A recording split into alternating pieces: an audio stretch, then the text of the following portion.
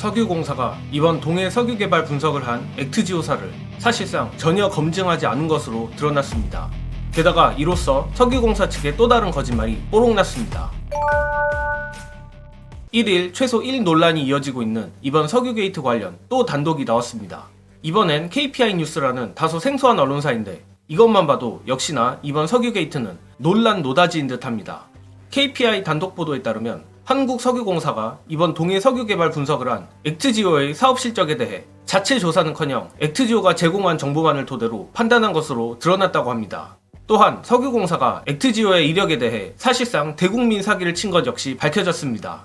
석유공사는 지난 4일 언론에 액트지오가 미얀마 AD7 유망성 평가를 수행했다며 액트지오의 이력에 대해 해명한 바 있습니다. 그러나 KPI 뉴스가 포스코 인터내셔널의 사업 보고서와 투자 설명회 자료 등을 분석한 결과 액트지오는 유망성 평가를 수행한 것이 아니라 포스코 인터의 사업 철수 검증 작업에만 참여한 것으로 확인됐습니다.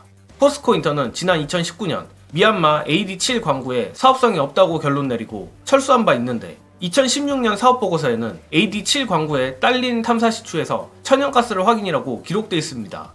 액트지오의 설립 연도가 2016년이라 액트지오가 AD7 광구 유망성 평가에 나선 것으로 보이지만 KPI 뉴스 취재 결과 유망성 평가가 아니었다는 것입니다.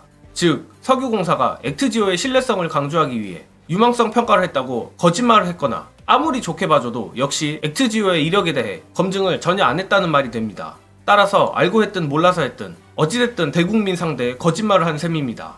포스코인터 측은 사업 최종 철수 전 제3의 기관에서 검증하는 프로세스가 있다며 그래서 사업을 철수하던 2021년 경쟁 입찰을 통해 액트지오에 데이터 분석 외주를 맡긴 것이라고 말했습니다.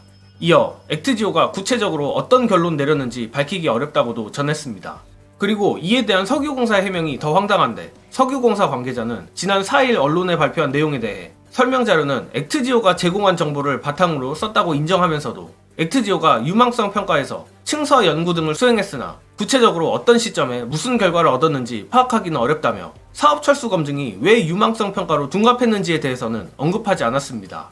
자, 이거 아무리 봐도 이번 동해 석유개발 프로젝트에 있어 액트지오라는 회사를 미리 정해두고 모든 명분을 짜맞춘 것으로 보이는데 심지어 이번 프로젝트에 액트지오를 선정함에 있어 석연치 않은 점은 이뿐만이 아닙니다. 미리 말씀드리자면 액트지오 선정 과정부터 검증까지 제대로 된 것이 하나도 없고 어쩌면 누군가는 이에 대한 법적 책임을 물어야 할 수도 있어 보입니다.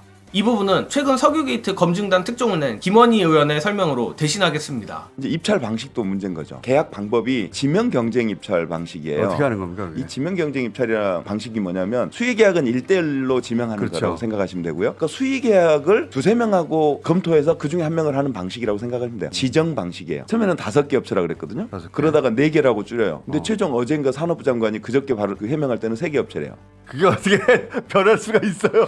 그러면서 당시 액트지오의 그 세금 체납 사실을 몰랐다고 산업부 차관이 얘기하거든요. 네. 이 지명 경쟁 입찰 방식이 어디에 나와 있냐면 국가계약법에 나와 있는데 국가계약법에 따르면 지명 경쟁 입찰을 하는 경우에도 그 업체의 이행 실적, 기술 능력, 재무 상태 이거를 사전에 검사해서 적격자만 입찰에 참여하도록 한다. 이렇게 돼 있어요. 그러면 지금 산업부가 한 이 행위는 이 국가계약법을 어긴 거예요.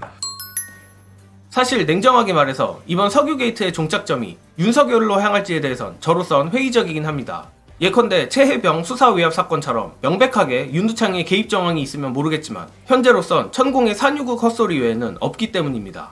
하지만 어쨌든 윤두창 스스로 오버해서 이번 동해 석유개발 발표를 했고 이로써 이번 석유게이트에 숟가락을 얹은 셈이라 그에 맞는 책임도 지는 게 맞지 않겠습니까? 고로 민주당은 이번 석유게이트의 실체적 진실을 밝히는 것과 동시에 도대체가 말이 안 되는 이 국정운영에 대한 책임을 윤두창이와 국민의힘에 철저하게 물었으면 합니다. 이번 영상은 여기까지 하겠습니다. 시청해주신 여러분 감사합니다.